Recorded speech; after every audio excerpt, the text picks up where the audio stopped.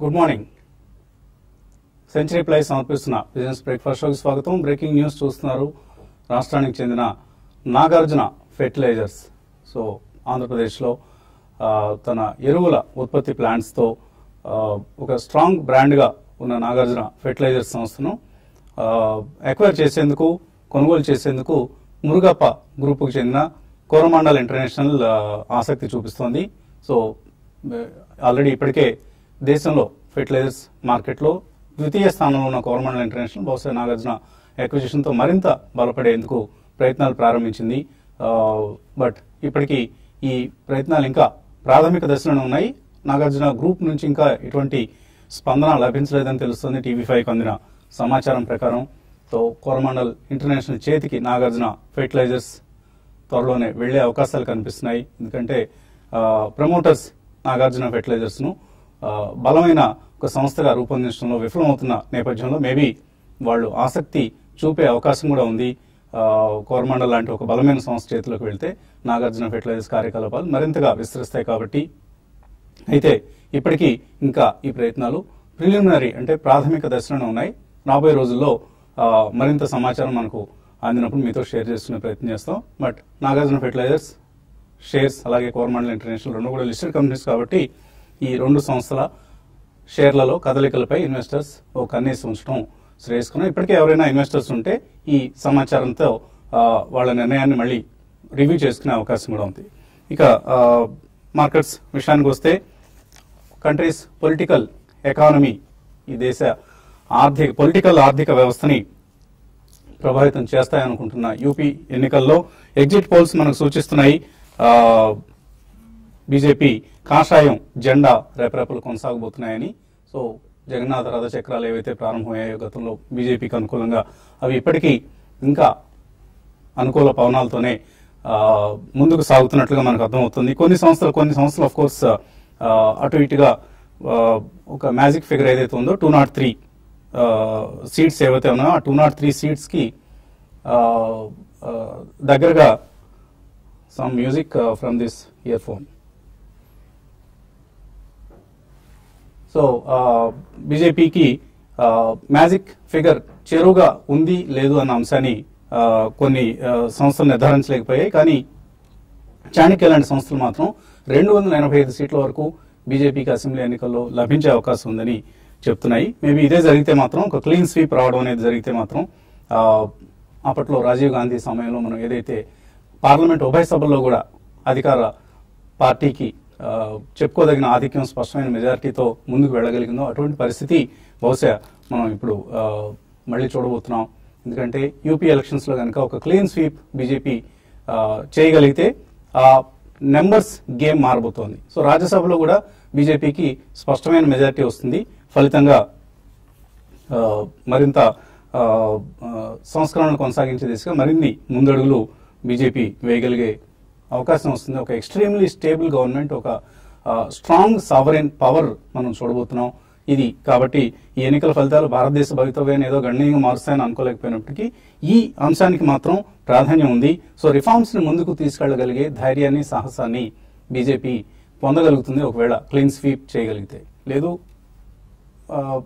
Only single largest పార్టీగానే అవతరిస్తే మాత్రం కొద్దిగా markets కూడా డిసప్పాయింట్ అయ్యే, డీలా పడే అవకాశం ఉంటుంది. బట్ లాస్ట్ కొద్ది రోజులుగా మార్కెట్స్ నర్వస్ గా ఉన్నాయి.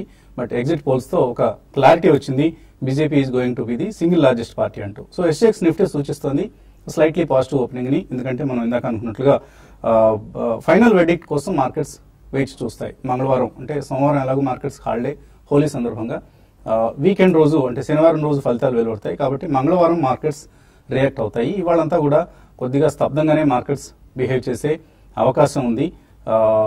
సో 2 days చాణక్య ఫలితాలు ఒకవేళ ఏమైనా మార్కెట్స్ కొద్దిగా ఊపునిస్తాయన్నది ఓపెనింగ్ తర్వాతే మనకు స్పష్టం అవుతుంది. అండ్ ఎందుకంటే మనం మార్కెట్స్ ప్రస్తుతానికి ట్రిగర్స్ లేవు. సో యూపీ ఎలక్షన్స్ రూపంలో ఒక ట్రిగర్ ఉంది. తర్వాత ఎలాగో గ్లోబల్ క్యూస్ నే ఫాలో అవ్వాలి మళ్ళీ మనకు ఎర్నింగ్స్ నెంబర్స్ వచ్చేంత వరకు కూడా. సో ప్రస్తుతం 20-day మూవింగ్ యావరేజ్ ఏదైతే ఉందో నిఫ్టీకి సంబంధించి 8871 ఆ లెవెల్ ను నిలబెట్టుకోవడం ఒక కీలకమైన అంశం. అండ్ 8950 దగ్గర స్ట్రాంగ్ రెసిస్టెన్స్ వస్తుంది నిఫ్టీకి. ఆ లెవెల్ ని కనుక అధిగమించాలి అంటే ఒక స్ట్రాంగ్ ట్రిగర్ అవసరం. సో ఎటువంటి ట్రిగర్ మార్కెట్స్ ముందుకు తీసుకెళ్ళగలుగుతుంది అనేది చూడాలి.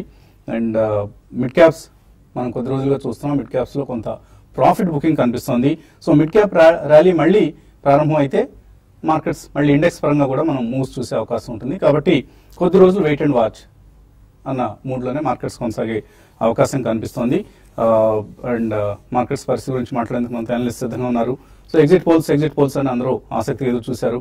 ఎగ్జిట్ పోల్స్ చెప్తున్నాయి సింగిల్ లార్జెస్ట్ పార్టీగా యూపీలో బీజేపీ రాబోతుంది. అలాగే ఉత్తరాఖండ్, గోవా లాంటి రాష్ట్రాల్లో కూడా అధికారంలోకి వచ్చే అవకాశం ఉంది అంటూ, ఈవెన్ మణిపూర్ లాంటి రాష్ట్రంలో కూడా. ఒక పంజాబ్ మాత్రమే అటు ఇటుగా కనిపిస్తోంది. Between AAP and Congress, BJP అక్కడ అసలు అధికారంలోకి వచ్చే ఛాన్సెస్ ఏమి లేవు. ఈ నేపథ్యంలో మార్కెట్స్ ఈ ఎగ్జిట్ పోల్స్ నిర్ణయాన్ని ఎలా తీసుకుంటున్నాయి? అండ్ లాంగ్ వీకెండ్ ఉంది కాబట్టి షార్ట్ టర్మ్ ట్రెండ్ ఎలా ఉంటుంది అనుకుంటున్నారు? ఎగ్జిట్ పోల్స్ పరంగా డెఫినెట్ గా మార్కెట్ కావాల్సిన లాంటి వర్డిక్ట్ వచ్చింది అనుకోవచ్చండి. కాకపోతే ఏంటంటే ఫుల్ మెజారిటీ వస్తే వచ్చే అంటే overall confidence and overall market moment ఇంకా స్ట్రాంగ్ ఉండొచ్చు. సింగిల్ లార్జెస్ట్ పార్టీ అయ్యి అంటే గవర్నమెంట్ ఫామ్ చేయడానికి సరిపోయినంత రాకపోతే కొద్దిగా మళ్ళీ ఈ కోయిలేషన్ మళ్ళీ ఎవరితో జాయినింగ్ హ్యాండ్స్ ఉంటుంది, లేదంటే మళ్ళీ ఇప్పుడు నిన్న అఖిలేష్ యాదవ్ అన్నట్టు అవసరమైతే బీఎస్పీతో కూడా చేతులు కలుపుతాం, ఇటువంటి న్యూస్ ఏంటంటే అనవసరంగా కన్ఫ్యూజన్ క్రియేట్ చేసినండి. సో మార్కెట్ పరంగా ఏంటంటే ఫుల్ మెజారిటీ వస్తే అది ఆబ్వియస్లీ అంటే మంగళవారం మనం మంచి స్ట్రాంగ్ ర్యాలీ చూసే అవకాశం కనిపించచ్చు. సో ఇన్వెస్టర్స్ పరంగా ఏంటంటే మంచి పోర్ట్ఫోలియోస్ ఉన్నప్పుడు హోల్డ్ చేసి పెట్టుకోవడం బెటర్ అండి. సో ఒకవేళ ఇన్ కేస్ ఫర్ మంగళవారం వాట్ ఎవర్ రీజన్ ఏమైనా కరెక్షన్ వస్తే అప్పుడు స్ట్రాంగ్ కంపెనీ యాడ్ చేసుకునే ప్రయత్నం చేయండి. ఎందుకంటే ఒకవేళ ఇన్ కేస్ ఈ పొలిటికల్ ఈవెంట్ వల్ల ఒక కొద్దిగా షార్ట్ టర్మ్ లో ఏదైనా ఫ్లక్చుయేషన్స్ ఉన్నా కూడా ఈవెన్చువల్ గా ఈ మార్కెట్ మంచి అండర్లైయింగ్ సెంటిమెంట్ బుల్లిష్ గా ఉంది కాబట్టి ఈ any correction or any bearishness ని మనం బయింగ్ కే యూజ్ చేసుకోవాలండి. తర్వాత ఫెడరల్ రిజర్వ్ మీరు అన్నట్టు తర్వాత మళ్ళీ గ్లోబల్ క్యూస్ స్టార్ట్ అవుతాయి మళ్ళీ, ఎందుకంటే ఫెడరల్ రిజర్వ్ ఈసారి ఇంట్రెస్ట్ రేట్ రైజ్ చేయడం అనేది ఆల్మోస్ట్ గ్యారంటీ కనబడుతుంది కాబట్టి నెక్స్ట్ టాపిక్ అదవుద్ది. సో అంతవరకు ఏంటంటే ఇవాళ మీరు అన్నట్టు మార్కెట్ కొద్దిగా సైడ్ వేస్ డల్ గానే ఉండొచ్చు. సో మొత్తం మీద ఏంటంటే ఇన్ కేస్ మంగళవారం ఏదైనా కరెక్షన్ వస్తే దాన్ని బయింగ్ కే వాడుకోండి. ర్యాలీ వస్తే ఎటు మీ ఉన్న portfolios you can anyway continue. Okay, so technically ఎటువంటి పరిస్థితి కనిపిస్తుంది? లాస్ట్ ఫ్యూ డేస్ గా మనం ఒక లాక్ లెస్టర్ ఆర్ ఈవెన్ కరెక్షన్ కూడా చూసాం. ఏదైనా కొంత బేరిష్ సూచనలు ఏమైనా కనిపిస్తున్నాయి? ఐ థింక్ బేరిష్ సూచనలు అయితే ఇంకా ఇండికేషన్ రాలేదండి. చార్ట్స్ పరంగా మనకి ఎక్కడ బ్రేక్అవుట్స్ కానీ బ్రేక్ డౌన్స్ కానీ రాలేదు. సో నిఫ్టీ చూస్తే కనుక లాస్ట్ 7 to 8 సెషన్స్ లో ఒక రేంజ్ లో ట్రేడ్ అవుతుంది, విచ్ ఇస్ 8860 అండ్ 8970 మధ్యలో. సో ఈ 100-110 పాయింట్స్ మధ్యలోనే ట్రేడ్ అవుతుంది. అండ్ ఇందాక మీరు చెప్పినట్టు 20-day మూవింగ్ యావరేజ్ అయితే ఉందో అది ఒక స్ట్రాంగ్ సపోర్ట్ షార్ట్ టర్మ్ లో తీసుకునే ఛాన్స్ ఉంది 8871 మన దగ్గర. సో నా ఉద్దేశంలో ప్రాబ్లీ 8860 బ్రీచ్ అవుతేనే మేబీ ఫ్రెష్ సెల్ ఆఫ్ అనేది మనకి నిఫ్టీలో చూడగలుగుతాం. అండ్ ఆ సెల్ ఆఫ్ ఎక్కడ దాకా వస్తుంది, ప్రాబ్లీ స్వింగ్ లో ఏదైతే ఉందో 8712 దాకా. సో ఇక్కడ నుంచి మేబీ వర్స్ట్ కేస్ లో 150-200 పాయింట్స్ నిఫ్టీ పడే ఛాన్స్ ఉంది ఇన్ కేస్ అవుట్కమ్ ఏదున్నా కూడా. And either way probably in fact మంచి రిజల్ట్స్ వచ్చినా కూడా రేపు పొద్దున పోల్ ప్రకారం అండ్ యూపీలో ఫుల్ ఫ్లెడ్జ్ బీజేపీ వచ్చినా కూడా మేబీ మార్కెట్ ఒక 100-150 పాయింట్స్ గ్యాప్ అప్ వచ్చినా కూడా ప్రాబ్లీ సెల్ ఆఫ్ అనేది వచ్చే ఛాన్స్ ఎక్కువ ఉందండి. ఎందుకంటే మనకి లాస్ట్ 2 months గా ట్రేడింగ్ ప్యాటర్న్ చూస్తే కనుక ఆల్మోస్ట్ బాటమ్ నుంచి 7903 నుంచి 8900 దాకా ఆల్మోస్ట్ పెరగటం చేసాం. సో ఆల్మోస్ట్ ఈ 1000 పాయింట్స్ ఏదైతే ఉందో దానిలో మీనింగ్ఫుల్ కరెక్షన్స్ అనేది రాలేదు. సో ఇక్కడ నుంచి అప్ సైడ్ మేబీ లిమిట్ అని అనుకోవచ్చు. 9119 ఏదైతే ఆల్ టైమ్ హై ఉందో మేబీ అది ఒకసారి టెస్ట్ చేసే ఛాన్స్ ఉంది. But otherwise side ways to probably lower bias గానే మనం మార్కెట్ చెప్పుకోవచ్చు ఈ స్టేజ్ లో. సో నా ఉద్దేశంలో బై ఆన్ డిప్స్ గానే చెప్పొచ్చు ఈ స్టేజ్ లో. ప్రాబ్లీ 8870 దగ్గర ఫస్ట్ ప్రైస్ పాయింట్ గా అండ్ 8800 వస్తే second price point with 8750 as stop loss గా మనం short term and medium term trading కి యూజ్ చేయొచ్చు. అదేవిధంగా bank Nifty 20-day moving average చూస్తే కనుక 20,543 దగ్గర ఉంది, which is close to 200 points from current market price.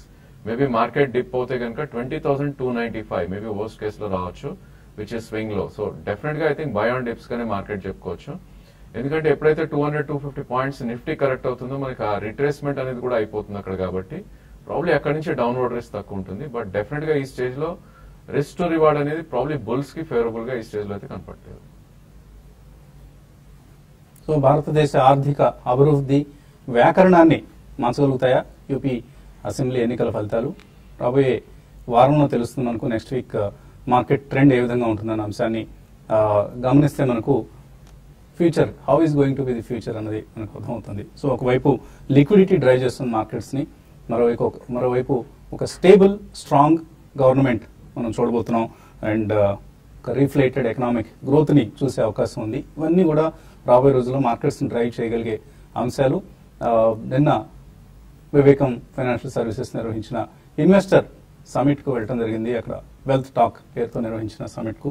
So ఆ సమిట్లో ఎక్కువ మంది రిటైల్ ఇన్వెస్టర్స్ నుంచి చాలా బులిష్ ధోరణి కనిపిస్తోంది. సో అందరూ కూడా ఇప్పుడు ఇతర ఫైనాన్షియల్ అసెట్స్ జోలికి వెళ్ళటం లేదు, only equities and mutual funds ఈ రూట్నే ఎంచుకుంటున్నారు అన్న అంశం స్పష్టమవుతోంది. సో చాలా హ్యూజ్ నెంబర్స్లో రిటైల్ ఇన్వెస్టర్స్ ఆ వెల్త్ టాక్ రావడం జరిగింది. అండ్ వచ్చే ఆదివారం కూడా మనం ఒక ఫండమెంటల్ అనాలిసిస్ సంబంధించిన వర్క్షాప్ను నిర్వహించుకోబోతున్నాం. బోత్ అనలిస్ట్ జగన్నాథం గారు అండ్ బాలా గారు ఇద్దరు కూడా ఇన్వెస్టర్స్ను అడ్రస్ చేసి వాళ్ళ అంటే how to identify multi baggers, how to pick and choose stocks for the future investments, ఇవన్నీ కూడా రకరకాల మెళకువలు నేర్పించే ప్రయత్నం చేస్తారు. సో ఇన్వెస్టర్స్ ఈ అవకాశాన్ని వినియోగించుకోండి. profitovertrade.in ఈ సైట్లోకి వెళ్తే మీకు ఈ వర్క్షాప్ సంబంధించిన పూర్తి వివరాలు అందుబాటులో ఉంటాయి. చిన్న విరామం తీసుకున్నాం. విరామం తర్వాత ఇన్వెస్టర్స్ నుంచి కాల్స్, మెయిల్స్ తీసుకున్నాం.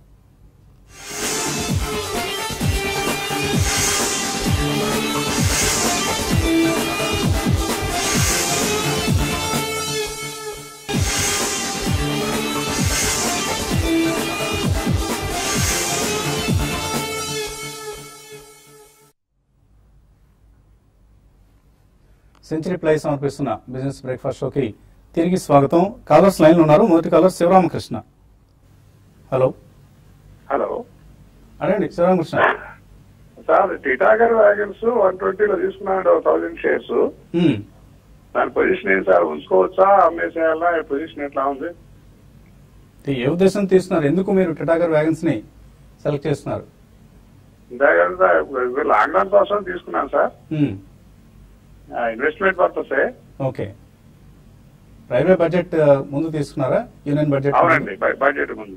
బడ్జెట్ ముందు తీసుకోవటం పరిపాటి. చాలా మంది రైల్వే స్టాక్స్ లో బడ్జెట్ ముందు తీసుకుని తర్వాత అమ్మేద్దాం అన్న ఉద్దేశంతో కొంటూ ఉంటారు. ఏం చేయాలి ఇప్పుడు ఏంటంటే రైల్వే బడ్జెట్ అనే కాన్సెప్ట్ లేదు కాబట్టి అంటే ఇదివరకు ఇలాంటి ఫోకస్ ఉండేది కాదు. ఇదివరకు రైల్వే బడ్జెట్ ముందు ఒక 4-5 స్టాక్స్ చాలా పెరిగిపోవడం, తర్వాత కరెక్షన్ స్టార్ట్ గమనించేవాళ్ళం. ఇప్పుడు మొత్తం యూనియన్ బడ్జెట్ లో రైల్వే బడ్జెట్ ఈసారి గమనించి జస్ట్ 1-2 పారాగ్రాఫ్స్ అంతే. అంటే ఇదివరకు ఉన్నంత ఫోకస్ లేదు కాబట్టి ఈసారి నుంచి ఆ స్ట్రాటజీ వర్క్ అవుద్దా లేదా అనేది కొద్దిగా అంటే ఇంకో నెక్స్ట్ బడ్జెట్ అప్పుడు ఐడియా వస్తుందండి. బట్ ఎనీవేస్ మీరు ఆల్రెడీ తీసుకున్నారు. కంపెనీ డీసెంట్ కంపెనీ అండి, వేగన్స్ తయారు చేస్తారు వాళ్ళు. రైల్వే కూడా మనకు చాలా ఎక్స్పాన్షన్ ప్రోగ్రామ్స్ అవి ఉన్నాయి కాబట్టి ఏంటంటే ఓవరాల్ గా డీసెంట్ కంపెనీ దట్ వే. కాకపోతే ఏంటంటే ఇంకొద్దిగా front line large mid caps లోకి వస్తే బెటర్ ఏమో అని నా ఉద్దేశం. ఎందుకంటే ఇవేంటంటే సంవత్సరం మొత్తంలో ఒకే ఒక ట్రిగర్ ఉంటుంది, అంటే ఎంత రైల్వే ఆర్డర్స్ ఉంటాయని. ఆ తర్వాత మళ్ళీ స్లో అయిపోతాయి, అంటే ఆల్మోస్ట్ ఒక అవుట్ ఆఫ్ ద మార్కెట్ రేడర్ వెళ్ళిపోతాయి అనమాట. సో కాబట్టి ఏంటంటే ఈసారి తీసుకున్నారు కాబట్టి ఓకే, కానీ నెక్స్ట్ టైం నుంచి ఇంకొద్దిగా ఫ్రంట్ లైన్ నోన్ కంపెనీస్కి వస్తే బెటర్. తర్వాత కాలర్ ఒంగోలు నుంచి మోహన్. హలో. హలో, నమస్తే సార్. నమస్తే అండి, అడగండి మోహన్. సార్ ఆర్ఐఎల్ గురించి, 2 Franklin Templeton prima plus scheme గురించి. ఆర్ఐఎల్ నేను ప్రైమరీలో ఉన్నాను, ప్రజెంట్ ఈ రేటు మీద అమ్ముకోమంటారా, కొద్దిగా వెయిట్ చేయమంటారా? ప్రైమరీలో ఉండడం అంటే ఏంటి సార్? ఆర్ఐఎల్ ప్రైమరీలో ఉన్నా అంటున్నారు. ప్రైమరీ అంటే ఏంటి? ప్రైమరీ స్టేజ్ లో నాకు అలాట్మెంట్ అయిన షేర్స్. ఐపీఓ టైంలో అలాట్ అయ్యాయి. అవునండి. ఇప్పుడు దాదాపు 1300 దాకా రీచ్ అయింది కాబట్టి ఇప్పుడు ఎగ్జిట్ కమ్మంటారా లేకపోతే కొద్దిగా వెయిట్ చేయమంటారా? ప్రజెంట్ ఫైనాన్స్ ఇబ్బంది కాదు.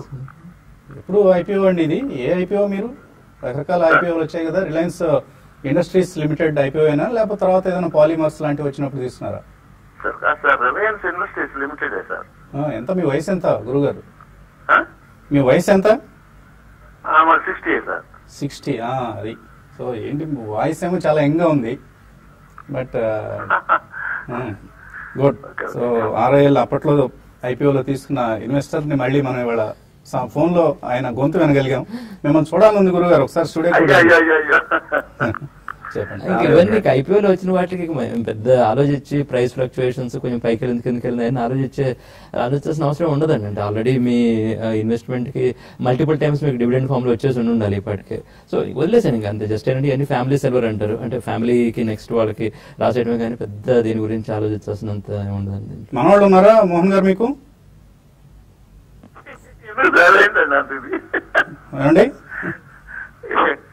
మనవాళ్ళు ఉంటే వాళ్ళకి పాస్ ఆన్ చేసేయండి షేర్లని. మీ పేరు చెప్పుకుని తర్వాత వాళ్ళు ఎంజాయ్ చేసుకుంటారు. సో అలాగే మీరు ప్రైమా ప్లస్ స్కీమ్ లో ఉన్నారు, అది కూడా బాగా పెర్ఫార్మ్ చేస్తున్న స్కీమ్ అండి. So continue to hold it maybe next time ఎప్పుడైనా ర్యాలీస్ వచ్చినప్పుడు ప్రాఫిట్ బుక్ చేసుకోండి. చీరాల నుంచి సురేష్ లైన్ లో ఉన్నారు. Hello hello sir, good morning sir. Morning అండి. ఎన్డీటీవీ ఒక 1000 షేర్స్ 69 రూపీస్ లో తీసుకున్నాను సార్. కొంచెం నాకు పొజిషన్ ఏమని చెప్తారా? ఎన్డీటీవీయా? అవును సార్.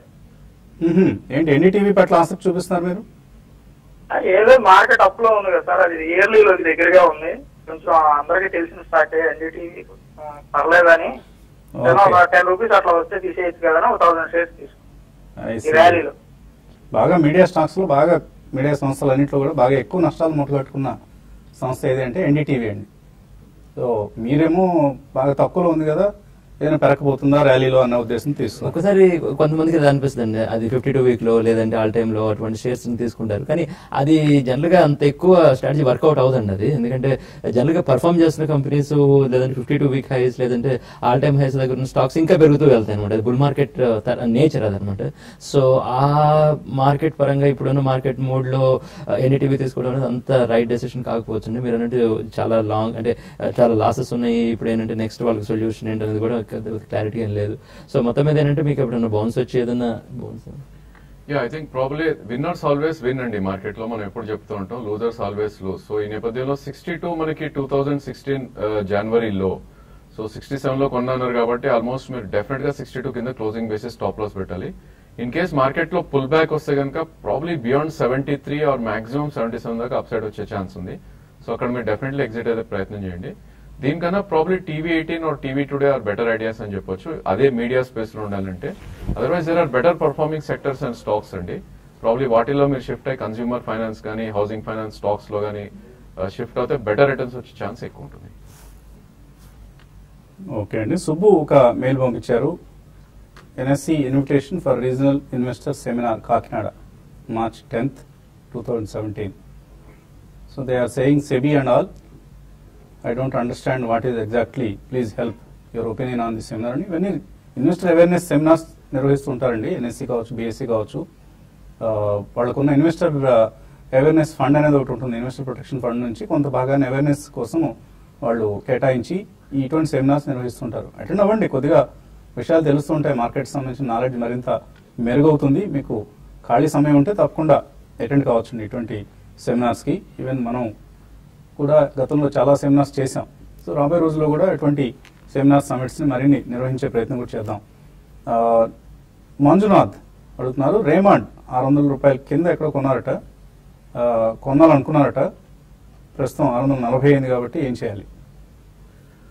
రేమాండ్ చాలా బుల్లిష్ గా ట్రేడ్ అవుతున్న స్టాక్ అండి. డిమాంటేషన్ ముందు ఆల్మోస్ట్ 650 దాకా హై వెళ్ళటం చూసాం. అండ్ అగైన్ డిమాంటేషన్ ఎఫెక్ట్ తో 470 దాకా వచ్చింది. సో ప్రాబ్లీ మనకి నిఫ్టీ, బ్యాంక్ నిఫ్టీ ఇంకా డిమాంటేషన్ ముందు లెవెల్స్ ఆల్మోస్ట్ బ్రీచ్ అవ్వలేదు, బట్ ఈ స్టాక్ ఆల్రెడీ బ్రీచ్ అవటం చూసాం. సో ఫస్ట్ ప్రైస్ పాయింట్ గా నా ఉద్దేశంలో మీరు కొనేయాలండి. ఇక్కడ ప్రాబ్లీ 30-40% మీరు ఎంతైతే కొనాలనుకుంటున్నారో 40% మీరు ఇమీడియట్ కొనేయండి. అండ్ మేబీ మార్కెట్ కరెక్ట్ అయ్యి మొన్నట్లాగా 580-570 వస్తే కనుక సెకండ్ ప్రైస్ పాయింట్ లో తీసుకోండి. 1.5-2 years వ్యూ ఉంటే కనుక మీకు 40-50% రిటర్న్ వచ్చే ఛాన్స్ ఎక్కువ కనిపిస్తుంది. మణికంఠ శివప్రసాద్ అడుగుతున్నారు, మహారత్నాస్, నవరత్నాస్, మినీ రత్నాస్ వీటిలో నుంచి బెస్ట్ షేర్స్ ఏదైనా సజెస్ట్ చేయాలట. అంటే బేసికల్ మీరు PSUs అడుగుతున్నారండి. అంటే మనం SBI గురించి చాలాసార్లు చెప్పాం ప్రోగ్రామ్ లో. అంటే ఆల్మోస్ట్ 140 లెవెల్ నుంచి చెప్తూనే ఉన్నట్టు డబుల్ అయింది అది కూడా. డిప్స్ ఎప్పుడైనా వచ్చినప్పుడు SBI తీసుకునే ప్రయత్నం చేయండి. ఎందుకంటే ఇప్పుడు అసోసియేట్ కంపెనీస్ తో మర్జర్ అయిన తర్వాత కూడా దాని సైజ్ ఇంకా పెరిగి ఇంకా పర్ఫార్మెన్స్ బెటర్గా ఉండే ఛాన్స్ ఉందండి. ప్లస్ మీరు అంటే ఆయిల్ ప్రైస్ ఇక్కడ నుంచి రీబౌండ్ అవుద్ది అనుకునే పక్షంలో ఈ మర్జర్ కూడా హెల్ప్ అవుద్ది అనుకుంటే ONGC చూసే ప్రయత్నం చేయండి. కానీ అది కొంచెం కాంట్రారియం పెట్టండి.